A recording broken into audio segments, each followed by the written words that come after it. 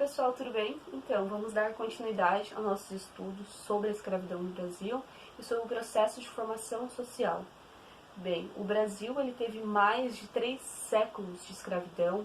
Escravidão essa associada ao período de colonização do Brasil.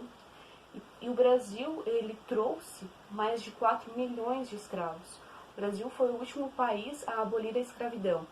Bem, quando a gente pensa na abolição da escravidão, a gente também não pode ser ingênuo e romantizar a ponto de entender esse como um processo de mudança do pensamento da população. Porque a escravidão, a abolição, ela acontece muito mais motivada por uma questão econômica, de que não era mais vantajoso o comércio de escravos, do que com uma mudança da percepção da sociedade brasileira. Tanto que no processo de abolição não se discutiu nenhuma medida de inserção dessas pessoas negras na comunidade, de inserção, de trabalho, e muito menos se teve uma reflexão de dívida histórica. Bem, então, com o processo de abolição, não aconteceu também nenhuma medida do Estado em inserir essas pessoas negras na comunidade, em dar algum suporte, em dar terra, opções de trabalho, em dar alguma forma para essas pessoas, dar alguma cidadania para essas pessoas estarem construindo suas vidas, né? Então a dívida histórica que a gente fala que o Brasil tem vai tanto com todos os 3 séculos de escravidão, mais de 3 séculos de escravidão, mas também com o processo abolicionista que simplesmente deixou as pessoas negras desamparadas e não veio com nenhuma medida pública de inserção dessas pessoas, né? E além disso, se fala também que o processo social do Brasil, a história oficial, ela não conta, e a gente acaba esquecendo das pessoas negras, das personalidades negras e de como a cultura africana ela está inserida na nossa comunidade, na nossa sociedade. Nós somos formados pelos povos indígenas, pelos africanos e também pelos europeus, como também por tantas outras culturas que a gente teve contato e que formou a nossa identidade, né? Então, aonde que está esses elementos da cultura africana tidos como patrimônio? Aonde que está retratado na memória oficial? Com isso, eu gostaria que vocês pensassem em personagens e personalidades negras que vocês conhecem e que não está esquecida, né? Que está aí nos livros de história, que está na memória, que está na nossa imagem de patrimônio cultural brasileiro, né? Bem, eu vou trazer alguns exemplos aqui para vocês. Nomes que provavelmente vocês vão lembrar. A gente tem o Zumbi dos Palmares, líder do Quilombo dos Palmares, né? Ele juntamente com Dandara. A gente vai ter Antonieta de Barros, aqui de Santa Catarina, que foi uma mulher negra, que foi a primeira deputada estadual, a primeira mulher deputada estadual negra. A gente tem outros nomes, como Teresa de Benguela, a gente vai ter Marielle Franco, que é uma personalidade negra na atualidade, e que ela também foi vítima de uma sociedade racista e que também condenou ela por ela lutar pelos direitos humanos. Então a gente vai ter diferentes personalidades que seguem com a luta do movimento negro, porque a gente pensa que o racismo ele foi toda uma construção desse pensamento colonial, escravocrata. Então, se ele é uma construção, a gente precisa desconstruir isso. E desconstruir é entender a voz dessas pessoas, entender todo esse processo cultural, ressaltar a importância das pessoas negras e da cultura africana no nosso dia a dia. Então, quando a gente começa ressaltando a cultura, ressaltando essas pessoas, lembrando dessas histórias, a gente está tendo um processo de desconstrução do racismo, né? Então, eu gostaria agora de apresentar para vocês um pouquinho da Antonieta de Barros, que ela vai ser uma mulher, professora, neta de escravos aqui de Santa Catarina, e que ela assumiu um espaço de poder.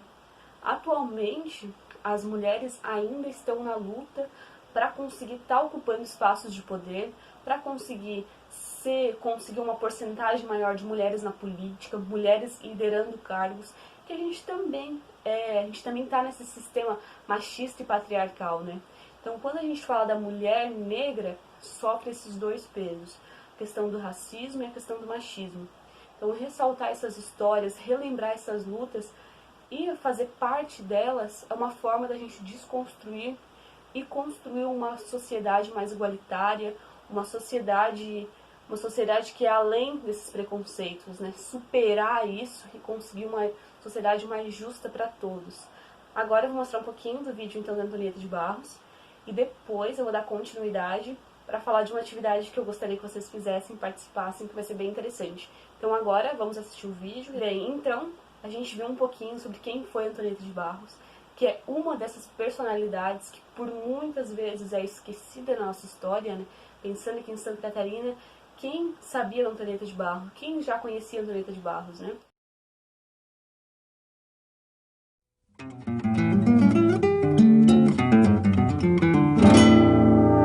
Toda ação precisa de um instrumento.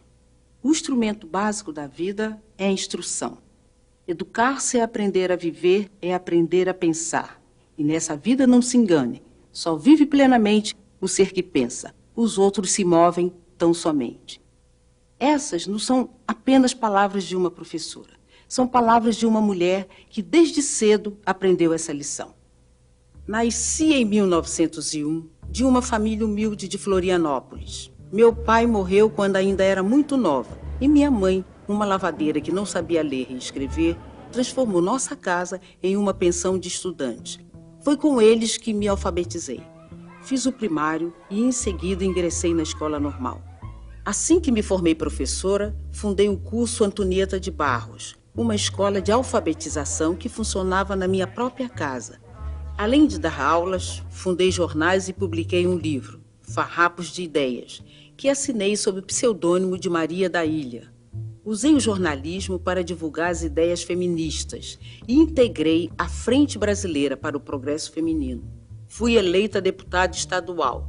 Assumi em 1935. Fui a primeira mulher na Assembleia de Santa Catarina e a primeira mulher negra eleita para um cargo legislativo em todo o Brasil. Sou Antonieta de Barros, sou uma cidadã negra brasileira. À margem da vida, que é luta, trabalho, conquista. Existem os indiferentes, disse Antonieta de Barros. E eu digo, sou Maria Helena Alves Pereira, sou uma cidadã negra brasileira.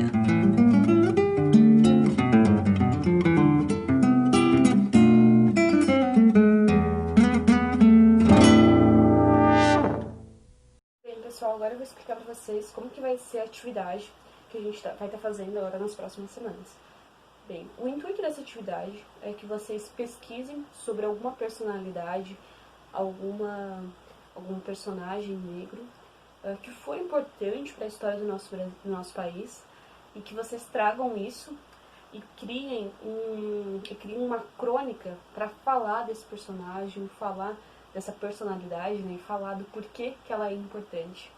A ideia é que a gente divulgue, agora no meio virtual, a gente vai divulgar através do Instagram, divulgar com os nossos colegas, com o pessoal de outras turmas, com o pessoal da escola, para que as pessoas conheçam sobre essas histórias, né? Então a gente vai estar divulgando na página da escola e também no Instagram, na página que a gente vai criar sobre esse trabalho. Os professores, então, vai ser a gente que vai estar cuidando dessa ferramenta, né, dessa rede social, e a gente vai estar postando, então, as crônicas de vocês. Se vocês quiserem, pode ser com o nome de vocês ou de forma anônima, mas a gente vai estar, então, mostrando essas histórias, né, compartilhando essas histórias que vocês criaram a respeito dessas personalidades. Então, na aula de hoje é isso. A gente refletir um pouco sobre a nossa sociedade, sobre a nossa formação social, refletir sobre o sistema escravocrata no Brasil e sobre a nossa sociedade atual. Como que é a inserção das pessoas negras na nossa sociedade atual? Aonde estão os personagens importantes da nossa história, importantes no movimento negro, importantes na formação do Brasil? Aonde eles estão? Falar sobre eles, lembrar essas histórias, né? E a partir disso refletir sobre sobre o Brasil atual, né? Sobre o Brasil atual e o Brasil que queremos, né? Sobre a sociedade que queremos. Então, por hoje era isso. Espero que vocês tenham gostado. Uma boa semana a todos, bons estudos e até a próxima.